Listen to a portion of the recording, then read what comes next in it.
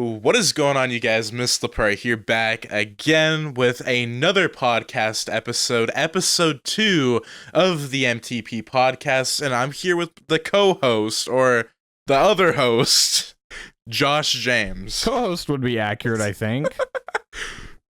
Co-host or the other host? The co-host. Oh my God. He's the bread. What the hell And are you talking about? Oh my God. The bread man. All right. And in today's episode, what do we have to discuss today? Well, hold on a second. We haven't even gone through this intro. You just said this is me and this is this guy. What do you do? I'm talking about fan fictions on this channel. As you may know, you might have seen the latest What If, and if you guys don't already know, Josh is from Laugh A Lot Gamers, and he makes a lot of content regarding The Legend of Zelda, Pokemon, all those types of video games. And what other games do you think would be a main highlight on that channel right now? Well, currently we're running a Ocarina of Time series in honor of our year past friend Jake. He passed away last year during the I guess that last stretch of the that last major stretch of the pandemic. So that was the first series that we had ever recorded on the channel as a group. He and I did that. And that's something that we're doing currently just to honor his memory, and we're going through and finishing some of the games that he hadn't gotten a chance to finish with us.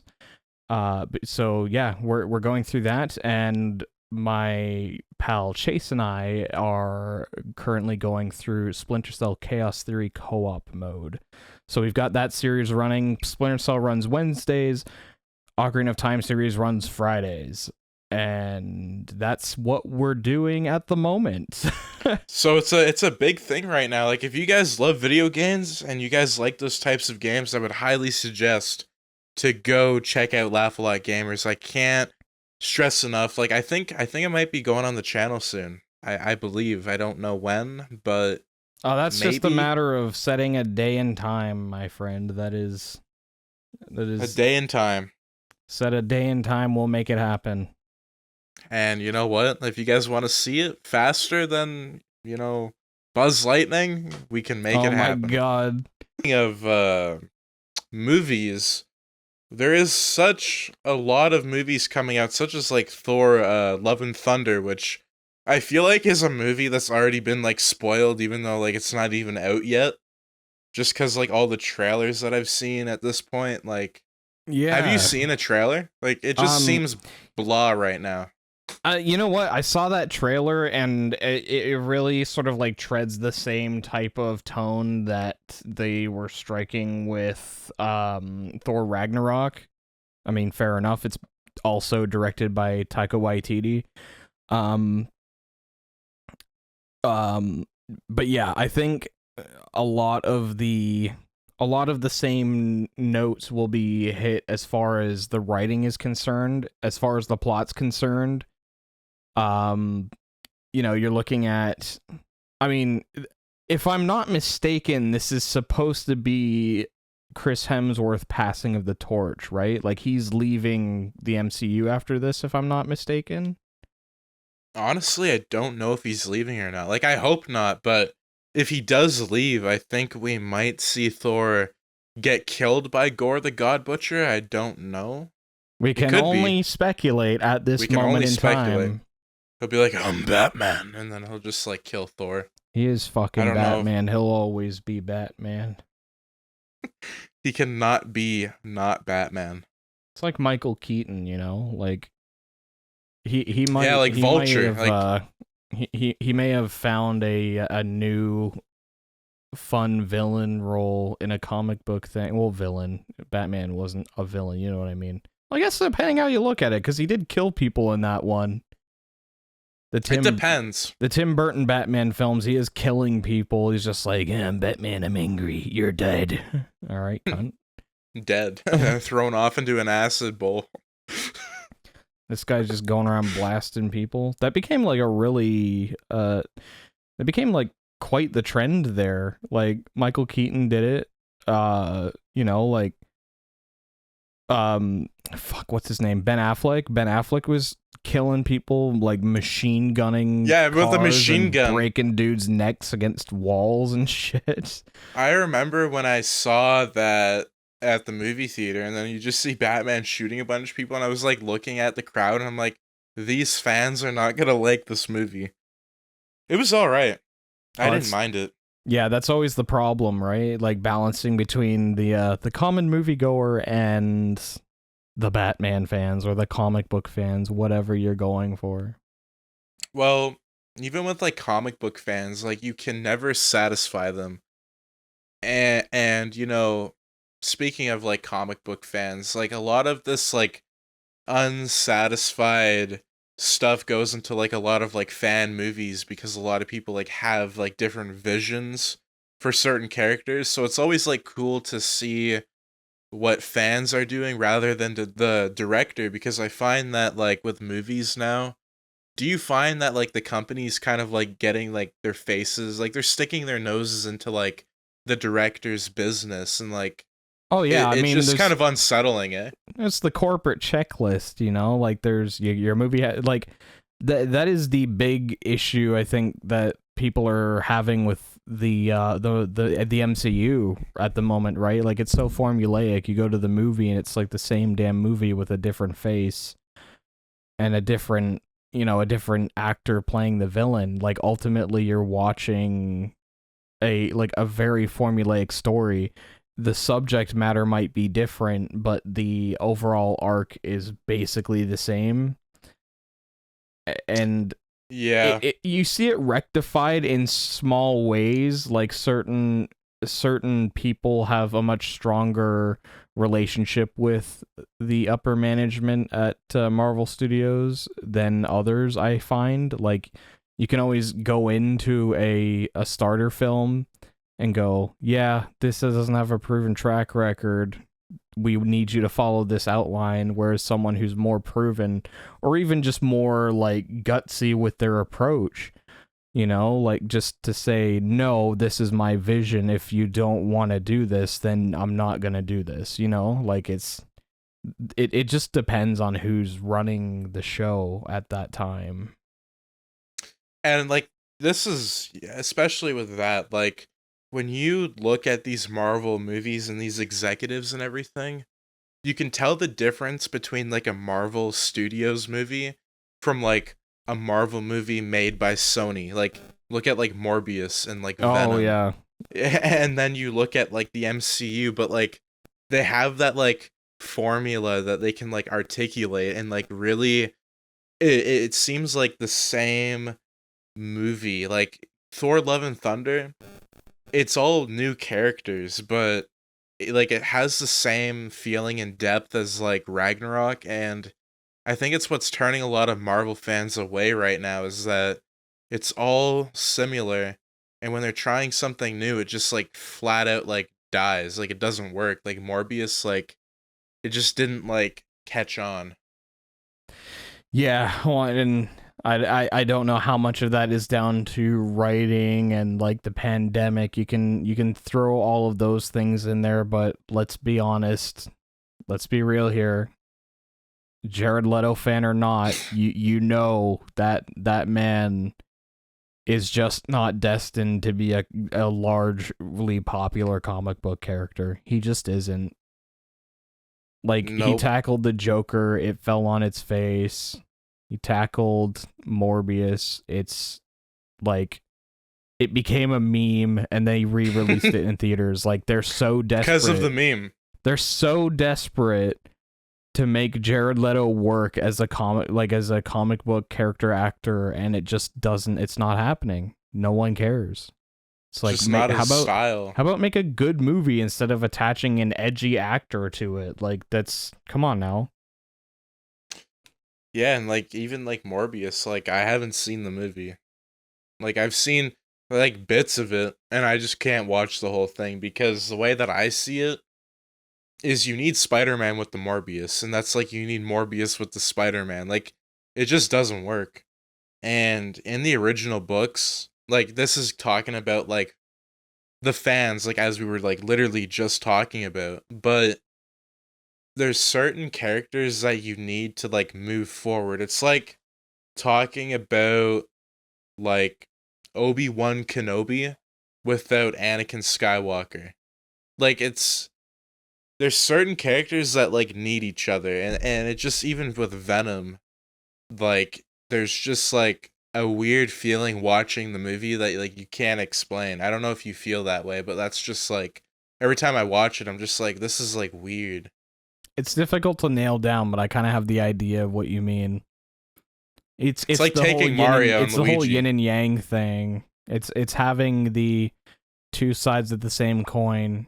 It's the, like, the reason why Joaquin Phoenix's performance in Joker, like the Todd Phillips Joker film, that works because it was a character study film. It wasn't meant to be a Batman spin-off. You know what I mean? Like it was objectively, like it was objectively a piece of cinema. Like it wasn't trying to be like a summer blockbuster like comic book movie. It was trying to be a good movie.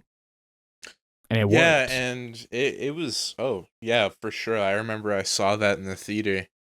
And then what, the whole like Murray ending and like him getting shot right in the face, like everybody was like, did this really just happen? And see, movies don't push those boundaries anymore because there's so much censorship and just so many choices that people are making in movies now that they're just kind of bland, and there's not that like charisma that some of these directors have because the studios are shoving down a narrative and they're shoving down rules into their mouths, and they just kind of have to follow them because, like, you know, who's getting the budget for these movies? Like, you know, it's just a whole mess.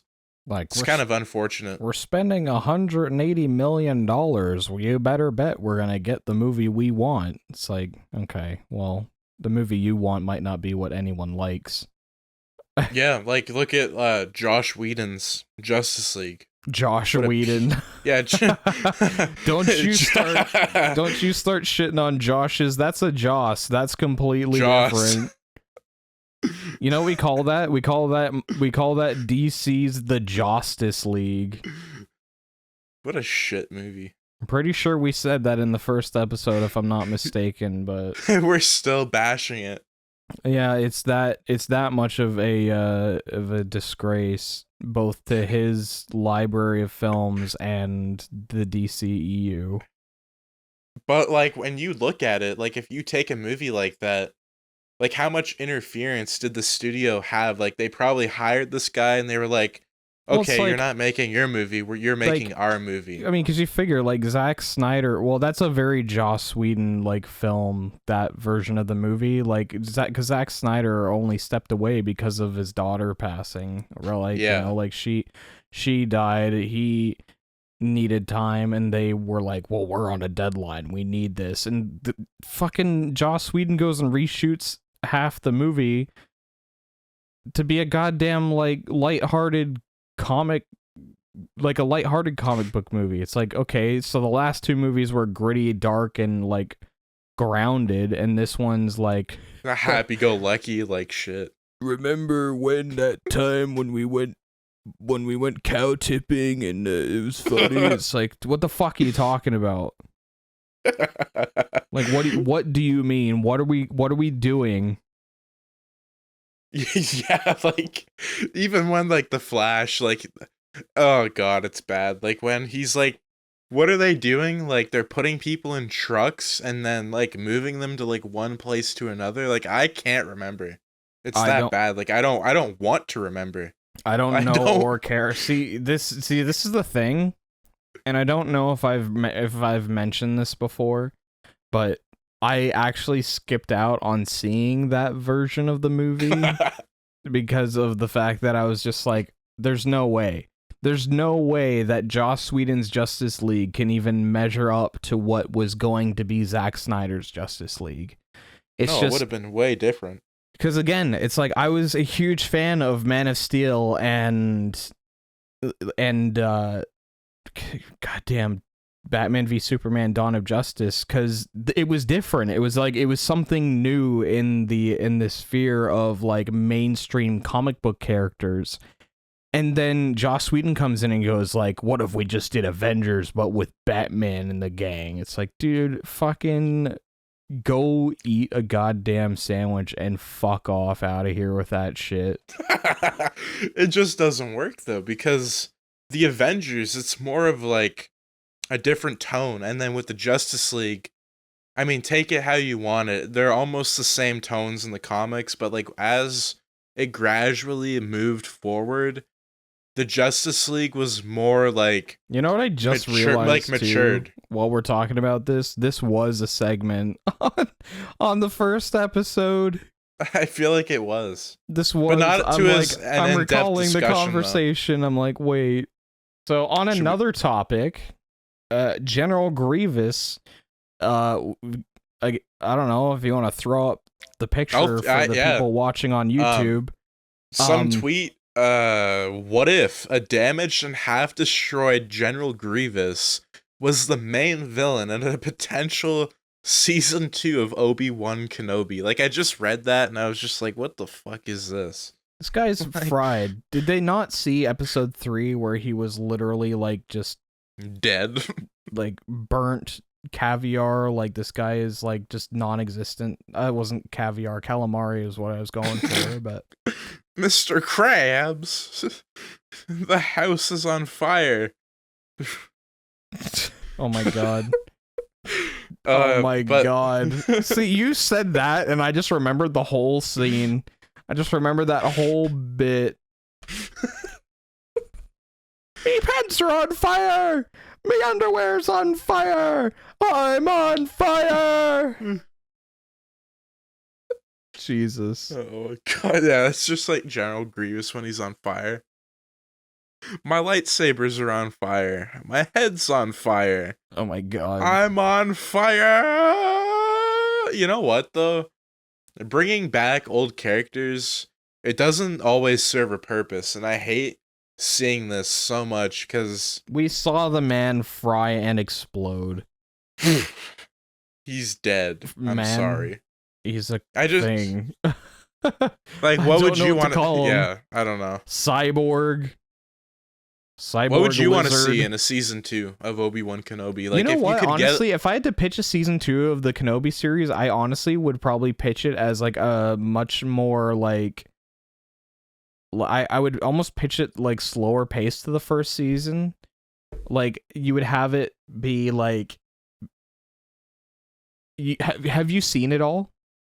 I have, yes. Okay. I've seen all so the episodes. Big spoiler alert here for anyone who hasn't seen the Obi-Wan Kenobi series. Please click off Max if you want to put up a timestamp. By all means, have it right here, and then they can click past it to the thing. Past the video. Have you left yet? You good? Good. Everyone good? Cool. Anyways, so the bit at the end where Obi-Wan is on his little camel thing and Qui-Gon shows up. And he's, like, took you long enough. And it's just like, oh, shit.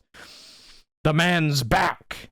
Like what I think could happen there is if you kind of like, like you can spend like first episode is that like them traveling together, like Qui-Gon ghost walking beside Obi-Wan on his thing. They're chatting it up. They're talking about everything, discussing the past. Ultimately ending the conversation and the episode with like, I don't know, I guess like an angle of like Obi-Wan still partially punishing himself, leaving room for growth, but Qui-Gon saying like, like it's in the past, you got to work towards the future, blah blah blah, that whole thing. Second episode sort of establishing like Vader's side of things, kind of being like, that bastard, I'm gonna find him, I'm gonna kill him, blah blah blah. Episode 2 is a lot of like setting that up, establishing I would imagine the Grand Inquisitor not being overly thrilled with Vader's command to abandon the I guess like the rebel fleet. Would you call them thing. the rebels? Yeah, like, but I to don't know abandon at them this to go point. after Obi-Wan, you know, like, because I imagine he can't be too thrilled about that. You can spend the second episode sort of focusing on that. You could spend sort of, I guess, a third episode touching in a little bit on Reva if you have to. If she's in it, yeah. You know what I would love to focus on is like, you would have, like, I would love to see a survival type episode or series, like with Obi-Wan, where he is like surviving on Tatooine, and like we see those harsh conditions of like slavery and how since he's a Jedi first episode? yeah, like, well, even so, like, even though we saw that, it didn't really touch base on like how bad it was, because See, that's where I think that like Obi-Wan, if he would like, he could absolutely get into like the underground of Tatooine and sort of like infiltrate the underground, but the problem is that the underground is established in episode 4. So for him to get involved with that scene requires some major future retconning. You know what I mean? So it's like, it's one of those things that while it's interesting at the prospect of Obi-Wan infiltrating and getting involved in the underground, even if it's a little bit, you're retconning major pieces of material there. Unless if you completely ignore action in those scenes and it's just negotiation, diplomacy, that kind of thing. If it's just discussion.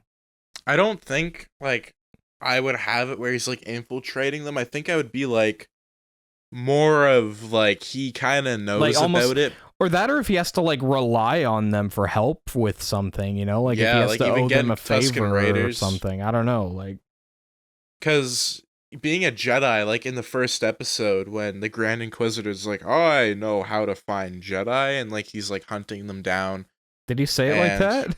Yeah, like, but you know what though is when a Jedi is kind of like provoked, they're always helping, but like it'd be kind of cool if we saw the harsh conditions of like literally Obi-Wan seeing like a slave get their head blown up because like there's inhibitor chips. You will not see that. I know, but not like, see that in Disney. You would hear a boom and Obi-Wan look up with tears in his eyes. That is the worst that scene could look. I'm so sorry, Anakin, for all of it. His head explodes. But depressurizes from being in the helmet for too long. Honestly, I think they could really make a good second season if like you're right about that. If they took it slow but also had, you could build to something, absolutely. I just think if you were going to do a second season, it's like you'd have to be coming off the high that was the first one, you know, like, because that first season, while it wasn't perfect, there was so much that was really good about it. You know, there was a lot of fanfare, a lot of payoff, a lot of, you know, like acknowledgement of other properties. Like they straight up ripped off that bit in Rebels, like the confrontation between Ahsoka and Vader. That scene, where she busts up his mask, and the like same kind of shit. Same, like, while the same lines type of feeling. While the lines may have been slightly different, ever so slightly, you know exactly what they were trying to do. They had an amazing scene in the animated spin-off that they had to drop into the live action, like, I guess you could call it a mainline series, I guess. I don't know.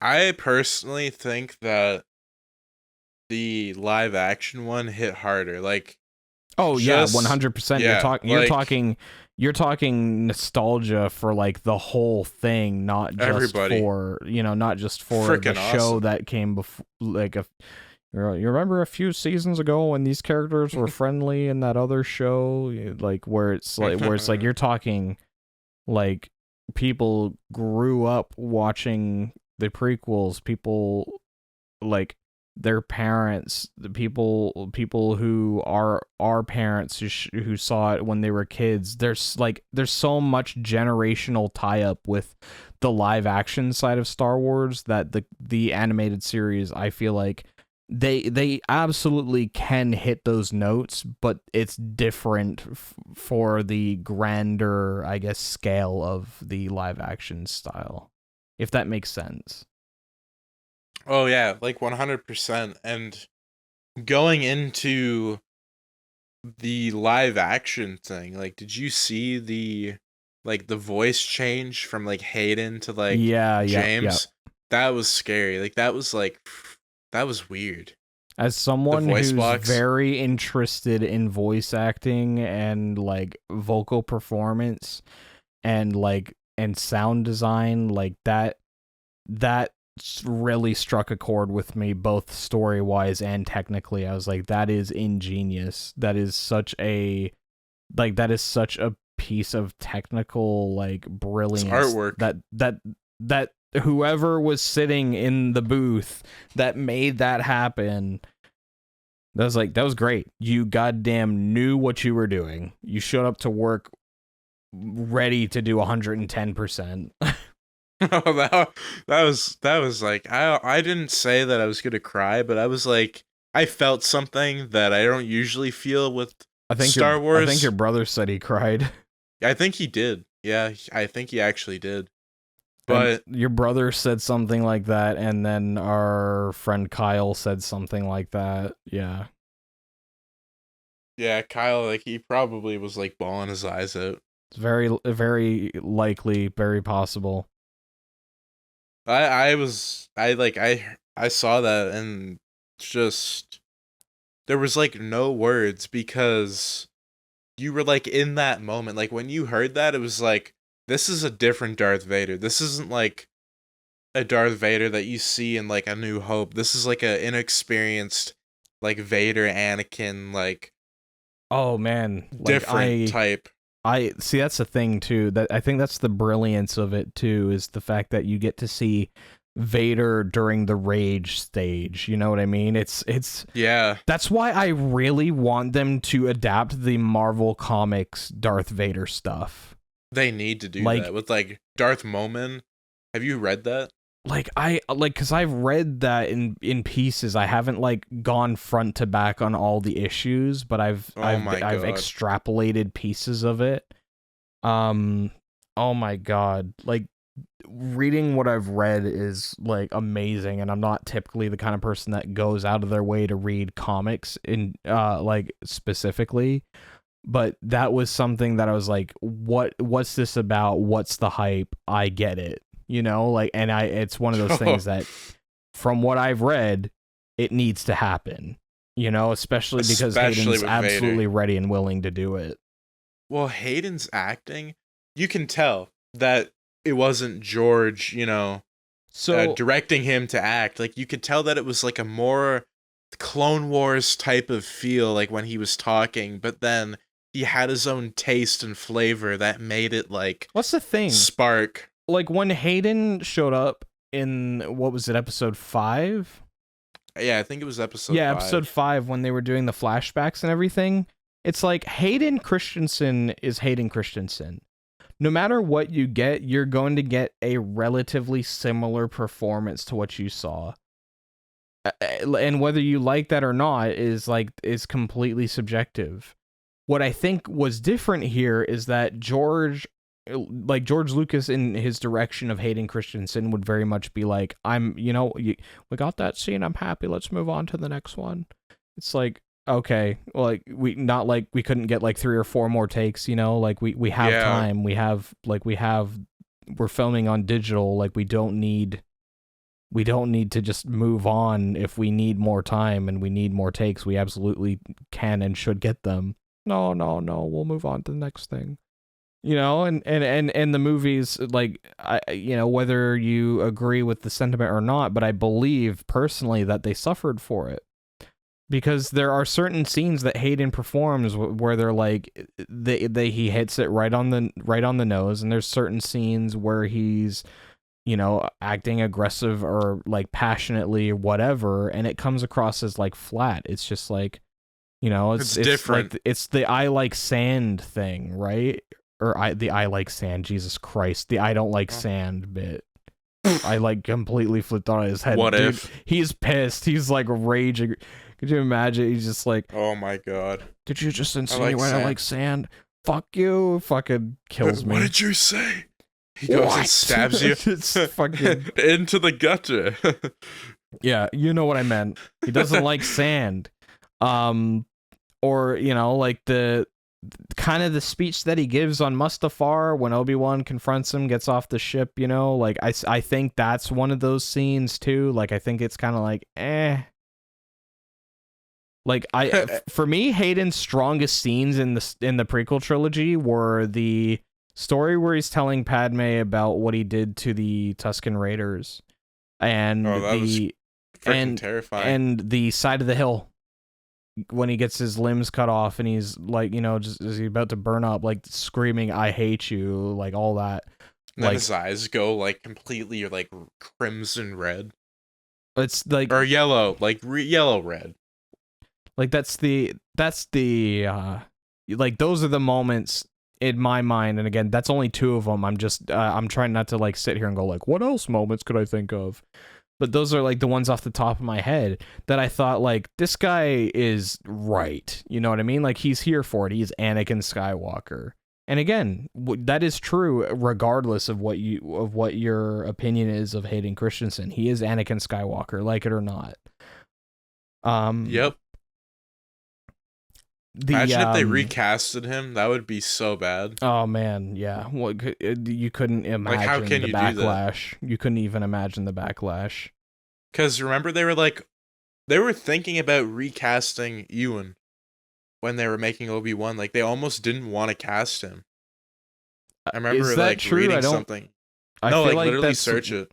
I don't know how correct that is. I feel like that may just be that sounds like rumor mill stuff.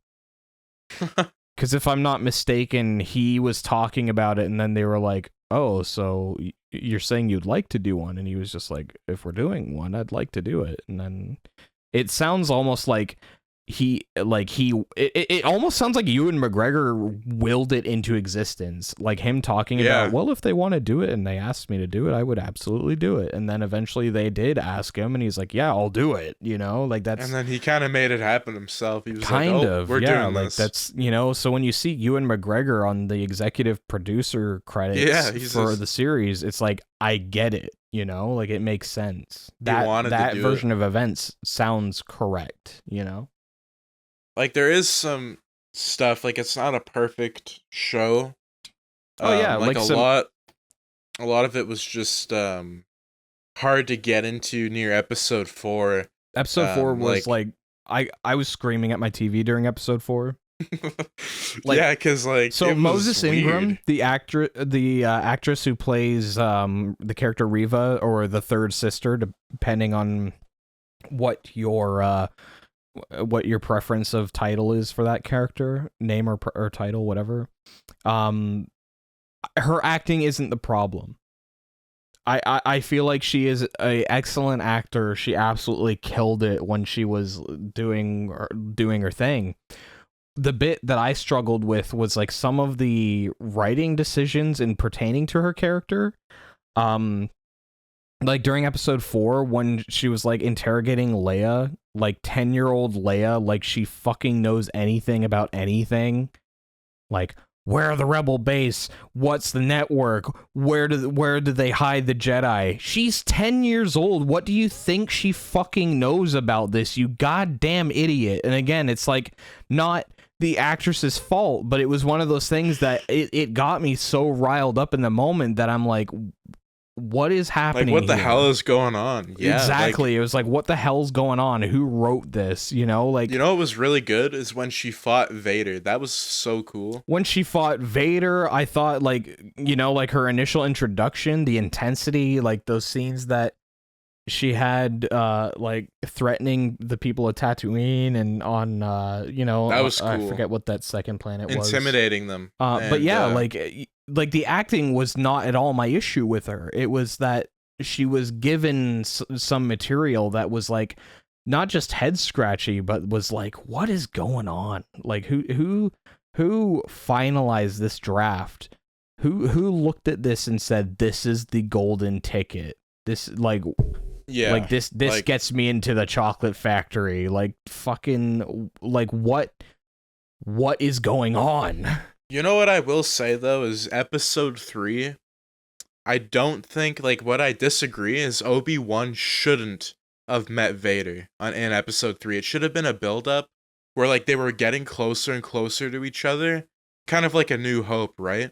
But then the final episode 5, at the end of that is when they finally meet, and then episode 6 kind of delivers like the whole scenario fight, and I just felt like episode 3 and 6, it was like, okay, like even though Obi-Wan knows of like Vader's Anakin, Well, I think they should have kept the fight. It could have been blended, I think. For me, I feel like the story that they told worked in the way that they wanted to tell it. It feels like the right way to do it for what the entire show is. Like they had to show a growth for Obi-Wan, like to show in episode 3 that he wasn't, that he had lost his touch, but then in episode 6 that he had gotten his mojo back. Yeah. That I feel like that was a necessary thing to show. It's difficult to judge though. It's one of those, like, again, as a what if channel, we could come up with countless ways that could have gone down, but like, could you ever nail what would make the majority of people happy? I think it's like impossible. Star Wars is so like 50-50 at this point, it's not even funny. Oh, like, even with like Star Wars what ifs, like anything like, you do yeah, with that franchise, like it's unfortunate, but like it's hard to please Star Wars fans. Yeah. With Marvel, it's a little bit different because, you don't have like a multiverse with Star Wars. You don't have that. Like, there's not like, oh yeah, you can't bend the timeline. It's there's just like the main one continuity way. in Legends, which is And that's largely, it's like largely ignored these days.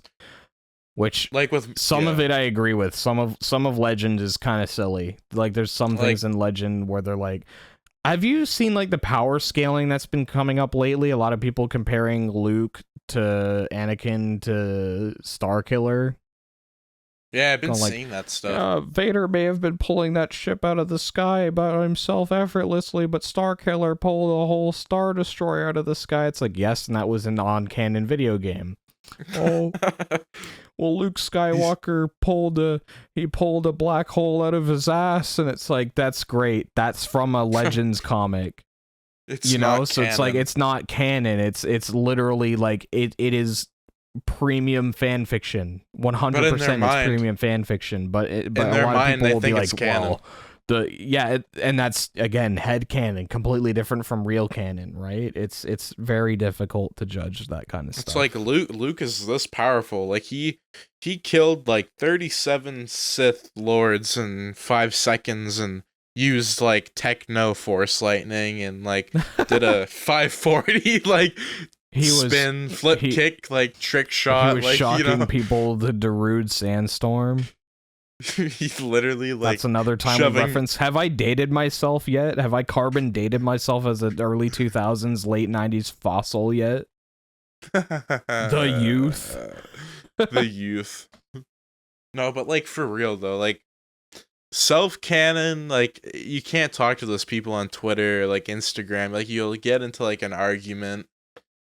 They believe in so much just weird stuff. Like, I mean, it's cool to look at that. Like, it really is cool, like, that, like, George had that vision and wanted to tell that in his comics and whatnot. But again, it is now fan fiction, which, with Marvel, it's a little bit easier because you can, like, articulate more with timelines and stuff. Like, you can do, like, Marvel Zombies, like, with, like, different things, yeah. Like, I just find with Star Wars...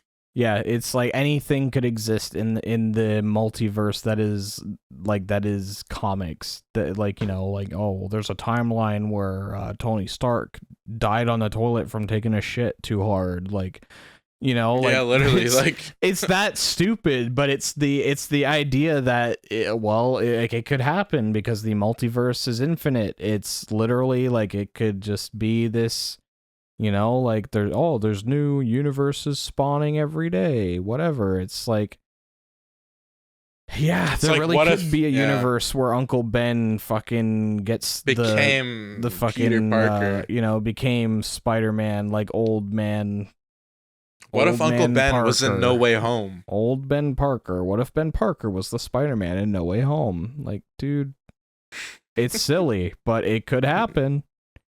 You don't Yeah, and know. What if? That's the yeah, whole point. and with Star Wars, it's like when you're making a Star Wars what if, it's like fans, I think a lot of people love it because there is a lot of that content out there, but Oh it's not yeah, as like there's accepted, I find. For some weird reason, it's different. Like it's not even similar to like but what, fan fiction I don't has know. fan fiction always has that distinction of being like the people who make the shit can't make anyone happy. So how the hell can you as a content creator expect to do anything different? You know, like it really comes down to like, oh well, scene 38 when you said that he farted and Obi-Wan passed out and they wound up in jail. Like it's like It's like what the like fuck? fucking like it doesn't work. Like Like somebody said to me, I think we talked about this before. What if Anakin got the symbiote at the end of episode 3 when he got his like when he was yeah, mutilated? yeah. Like or like what if like Spider-Man became like a Jedi or like a Jawa, or like what if Mace Windu was fighting Superman? Yeah, it's yeah, in the great span that is what if content, it really comes down to the individual, what they find interesting in their version on the story. We've said this before. We said that in the pilot. You know, it's interpretation. If I always stress to people that if you want to make your dream fan fiction, by all means go and write it. If you Cause, had to build a cause story like right now, because only you will enjoy your ultimate version of events. You know what I mean? Like you're the yep. only person that will find your version of events perfect. Like, speaking of that, a perfect version of events that I loved when I wrote this certain story was what if Uncle Ben had lived? And the way that I did it in my mind, I was like, this is like perfect. Like, Peter stops the robber, he goes outside, and like Flint Marko like has a gun pointed at Ben. But like instead of Dennis Carradine like running with the money, it's like Peter like running after him and literally like knocks the shit out of like Flint Marko and like takes the money. Yeah, like no, like for real. He knocks the shit out of him. So what? Peter Parker becomes a villain? Well, essentially he almost does, but like you see in the storyline is what happened is Peter kept beating the crap out of him like in front of Ben, and then Ben kind of like talked him out of it, so like Peter just kind of like threw him to the side, and like at the end of it, like he kind of like at that point Ben like knew like who he was, like he had like powers and whatnot. So the story kind of goes in a different direction where it's like Ben and like Peter knew that he was Spider-Man, but they like kept it secret to like Aunt May.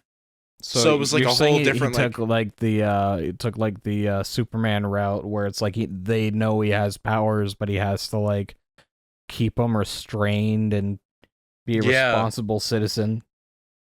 pretty much. And Uncle Ben's there, but then at the end of the story, the problem with the scenario is that he never actually learned with great power comes great responsibility. So at the end of it, he kind of fails as a hero because like Well, those morals aren't like but he did say met. that to him before he went into the wrestling thing though, right? Yeah, but it wasn't as You just mean effective. the lesson wasn't like it didn't drive home cuz he didn't experience that loss. I kind of see what you're saying. Yeah, so it was kind of like more of just him kind of going with the flow, but then at the end of it, like Goblin kind of like came up short and like won. So it was kind of like... I wouldn't call that coming up short. I'd call that showing up well prepared. This boy doesn't know what's coming to him. He stabs him. Right in the gut, bud. Right in your chinny chin. Ben Parker getting choked to death. Jesus, he stabs him in the chin. That's like some fucking Predator shit. 20th Century Fox presenting Spider-Man. Fucking Green Goblin spikes Peter Parker in the jaw and fucking ends the whole franchise in 30 minutes. Why don't they make a Green Goblin spin-off movie with just Green Goblin, like no Spider-Man? Oh, like, man. How would you make that a storyline? I don't think you can. Who would play him? Willem Dafoe. And no, James Franco. No fucking way. I don't want to see James Franco in anything ever again. That guy's just an absolute bean, dude. Just a fucking bean. What is it alleged what he did, or is it like actually like? Well, like I say, it's I haven't read up on anything beyond what I read, but it's like, yeah, I don't know, man. It's like what weirdo. A piece of shit. Yeah, it's just weird. If you're up on the Amber Heard stuff, he was largely involved in some of that stuff. It's like, oh boy, get out of here, bud. You're done. Fucked. There's a topic I wanted to discuss, and that was Marvel's Spider-Man 2. I know that you own a PS5. What were we gonna talk Marvel about? Spider-Man 2. You know what? I'm excited for it. As much as someone who's played the first game 8 times all the way through could be excited for it, it's like, I don't want it to just be more of the first game. You know, I really want it to be like a proper sequel. I want it to be the new and improved Marvel Spider-Man 2, you know, like, and I'm not saying new. Yeah, spectacular. I'm not even saying it has to be the ultimate Spider-Man sequel. I'm just saying I don't want just more of the first game, you know? Like I want them to go to the next level with it, both from a narrative and from a gameplay standpoint. Like I want a home run. Like I don't want I want every mechanic. Yeah, literally though, like it needs to be a grand slam because we're getting Venom in this game. Like Venom is a key element. I'm still not 100% sure who's Venom. Because Venom is Venom that we saw, but at the end of the last game in the post-credit sequence, it was Harry Osborn who had that goddamn symbiote. Could be Harry. It's the symbiote. But I don't like that. I don't either. I'd like if Harry gets out of that tank and he's Venom, I'm gonna be very upset. Gonna break loose. Well, like, give us the regular damn thing. Give us the whole thing of like, oh, you know what? Oh, if Harry gives it to Peter and he has the symbiote and then there's confrontation with Eddie and they do the whole, like, they do the thing. Ooh. Oh, shit. Interesting. And you get symbiote gameplay. Ooh. But you know what, though? Imagine if Harry became Green Goblin. Imagine if Larry became the Bin Boblin. What if Mr. Dickovich is going to be in this game? Rent? Not now. Bernard. I'm leaving for the night, sir. Why is Bernard there? I don't know. Like Bernard's like, just there, like he's like Rent, and he's just like, oh, I just showed up because Harry sent me a basketball to give you back. That basketball, you guys still got the moves. That vase over, you know. Still got the moves. What kind of costumes would you like to see? What kind of costumes? Oh, I'm not up on all that. Like, honestly, if the black suit, if they do the black suit, I hope they do. I hope it's epic. I hope. Do you want like a purple rendition of it, like Ultimate Spider-Man, or do you want the more of like the blue, like classic blue, like style arcade type design? So, because the purple you're talking about, like the Ultimate Spider-Man one, right? Yeah. And Web of I Shadows. do think both of them, the aesthetic is like brilliant. Just the black and purple or the black and blue shading. I do like that. I feel like modern lighting absolutely allows for us to just have a black suit, like a jet black suit with a spider just on it. Black. I feel like we're at that point with technology where we don't have to fake it anymore, you know? Like we can get a really good looking suit.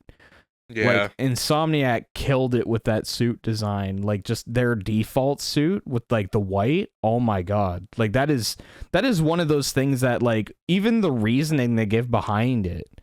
I'm like that's a nice suit, though. That is such a sleek looking design. Especially with the newest design. Like, the first one was kind of an orange tint, but the second one is more of like a red tint, and it's kind of reminding me of like the 2002 suit for Marvel Spider-Man 2. So like I'm super hyped. I would love to see them do like symbiote variant suits. I remember I discussed this on the channel like a long time ago. But like you would have like the Amazing Spider-Man 2 suit, and then you could go into like symbiote form. That'd be so cool. Oh yeah, like Web of Shadows. Yeah, just like Web of Shadows. Web of Shadows is still such a huge favorite of mine. Like it's not my favorite Spider-Man game, but it's absolutely up there in the top. Like if I had a top 5, it's easily number 2. The choices in that game were like so unique. Like do you know? Oh yeah, like it really like the anti-hero turned villain, you know? Like they really like leaned into it. They were like, what if Spider-Man was the bad? You know? Like yeah, they actually did a what if in a game. Yeah. Did you ever get the third ending? There was 3 endings. I literally never heard of that. No. No? Like you would be evil the entire game. Right. And then I think it's the last 2 choices or the last choice you turn good. And at the end you're actually good, but like he's on the phone with MJ and like she like just breaks up with them because like he made all the wrong choices until like the very end. And it was a really powerful ending because it was like that I feel like was the definitive ending, not just because he made the wrong choices, but you like fucking scumbag. You became consumed. It's like I'll show you consumed, and it's just like okay with the innuendos. Moving on. Buzz Lightning, the symbiote edition. Oh my god, with the Buzz Lightning, fucking killing me. While it's funny, as like a little part of me dies inside every time I hear it. Dude, Buzz they need Lightning, to make the Sturkemerd. They need to make a Buzz Lightning Lego set with Hulk in it. Oh my god. Jesus Gamma Christ. radiation. Gamma radiation, the what if you all want. Buzz with purple glowing suit. What if Buzz Lightyear became the Hulk? Oh my god. Holy shit. I can't even. I don't even want to. It's not real. It can't hurt you. I gotta tell myself these things. What if Woody became Carnage? If somebody like makes artwork of this, I'm gonna throw it on the screen in the next video. Oh my god. Fan art segment coming to you live in episode 3. Now. We want what we want. What if Woody became Carnage?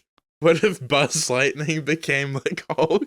Oh my god. Oh my god. What if Palpatine became like the Mask? Jesus.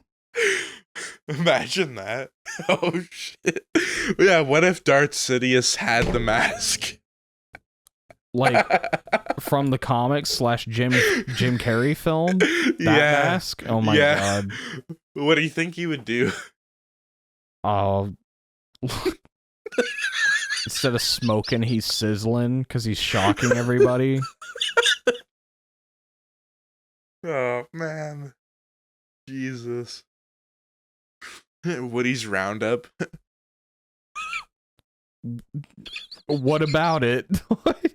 Oh, actually, now that you mention that, totally, just like out of nowhere. Now that I think about it, because they've done a Lightyear movie, what do you think? What do you think would happen if they did a Woody's Roundup movie to follow up? Because they've done Lightyear, which is supposed to be the in-universe movie. There's no post-credit scenes to do with anything. Like, there's no references, I swear to God. In the Lightyear movie? Yeah. There was a post-credit scene, wasn't there? Nope. Why not? I feel like I'm insane. There's nothing.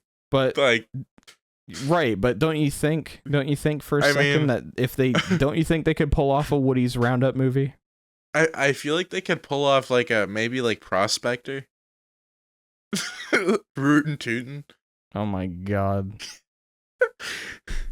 I'm trying to ask you a genuine question. No, but honestly, I think they could got his own movie. Like, I think they could actually do it with Woody because it's so different. Like, I would have like Chris Pratt probably voice act God. Woody. I'm so sick of Chris Pratt, man. I can't believe he fucking did my boy like that. Fucking Mario movie. Out of 10 characters, like if you had to make a superhero team out of 10 characters from different franchises, and it had to be called like the Multiverse Avengers, like who would it be? Who would be your ultimate like 10? Oh God, do I even know? Or 5 characters. We can cut it down to 5. 5. Damn, man. Spider-Man, because of course. Yep. I would want Tony Stark because of his ingenuity, not just because he's Iron Man. Probably Bruce Wayne because he's Batman and because of his ingenuity. You imagine having Tony Stark and Batman on the same team? God damn. That'd be nuts. The genius team. Probably Superman because you need the muscle. How many have I done? Is that 4? I think it's 4. You got one more. Fuck. I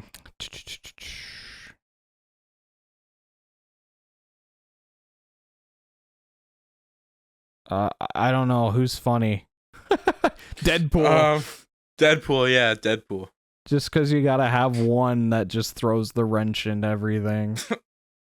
That's a really good team. So Deadpool, Spider-Man, Superman, Batman, and Tony Stark, Iron Man. Tony Stark. So that's your Multiverse Avengers. I guess. For sure. I think mine would be John Wick, Anakin Skywalker, Spider-Man. Who else? Who's strong? Like who's like nuts? Superman. you knew immediately. Yeah, Superman. I'm just like, Who is the strong? It's Superman. And then I think for the last one, while you do have guys like Black Adam and Shazam, there's always Superman. There's always Superman. This last guy one who in the original comics fucking dragged a whole solar system behind him like it was a fucking ball and chain because he's I honestly Superman. gotta see who I would pick. I have a thumbnail of it, I swear to God. Like it has to be who did I oh, and Batman. Yep. Like that's the team. I'll show you. Batman.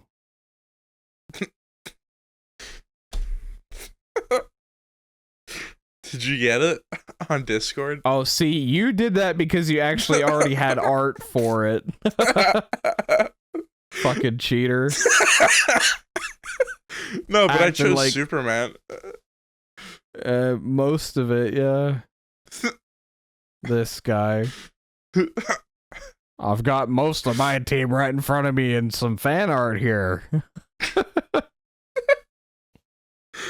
Oh my God. Who do you think would win though? Like against, like, do you think John Wick Like, what would... Okay, this is actually I mean, what if I wanted to make. John Wick just replaces like Black Widow as far as abilities are concerned, if in my mind. Like, what would happen? Black Widow or like, Hawkeye, sure. I guess, you know, like as far as position. Are you talking about like in the Avengers? I was gonna say, what would you think if John Wick became Batman? Like, how would you do that? I Like, think he would honestly. probably be better as Red Hood, not Batman. No, you don't think he could do it? No, because like Batman again is like built up on the principles of like not killing people and being like a hand-to-hand fighter, whereas Red Hood can beat people up and shoot the shit out of people. He's like, yeah, his morals are very much about like, yeah, you know what's the best way to stop crime? By killing it, you know, like. Do you think he could kill the Joker, like John Wick? I was gonna say, I'm like, did Red Hood not kill him in something? Did he? I don't know. I feel like he did. I don't Oh, you know what? I'm just misremembering things. Never mind. I don't know what I'm talking about. What was that? So? Do you think John Wick could kill the Joker? Absolutely. Yeah, of course. With a pencil. A fucking pencil. I fucking love that movie. Oh my god, it's so funny. Oh, John Wick is like so good. It's like, while it's like an insane action film, it's also one of the funniest action movies ever. Just the way that they treat the idea of John Wick. Forget the guy. It's like, you know, they mislabel him. They mislabel him as the boogeyman. Like, they call him Baba Yaga, but that's like, if you look up what Baba Yaga is, it's actually like some like old grotesque monster old lady. Oh. So John Wick's an old lady. Apparently, because whoever was on the writing staff didn't actually confirm what Baba Yaga translates to, or what the significance of that is to folklore. Do you know that I made a John Wick what if with the Punisher? Do I know that you did that? Yeah, did you ever hear about it?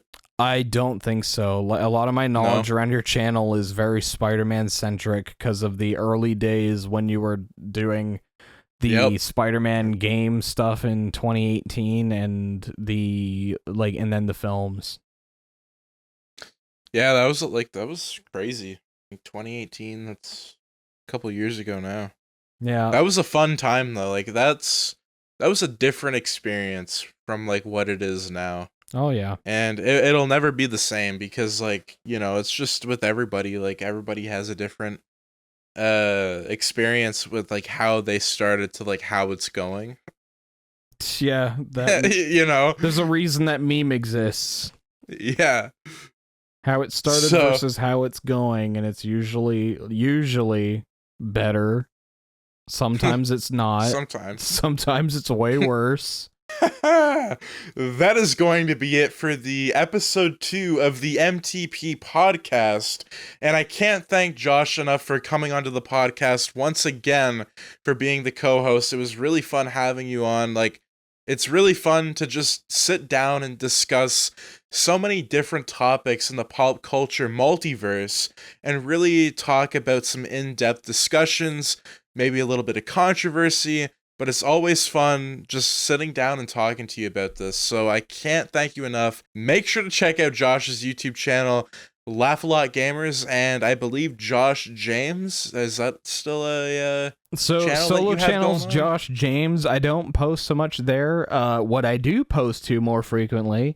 So Laugh A Lot Gamers on YouTube. If you find me on SoundCloud, you can look up JJ Tunes. And I do video game music covers on there. So perfect. Go check out all of those social medias. And also, if you guys are new around here and maybe you've gotten something out of this podcast, make sure to subscribe, like, share, and turn those notifications on so you and your friends are all up to date with the latest content. And when we do another podcast episode, Josh's Zelda video will be coming out shortly, and I know a lot of people have been asking for it.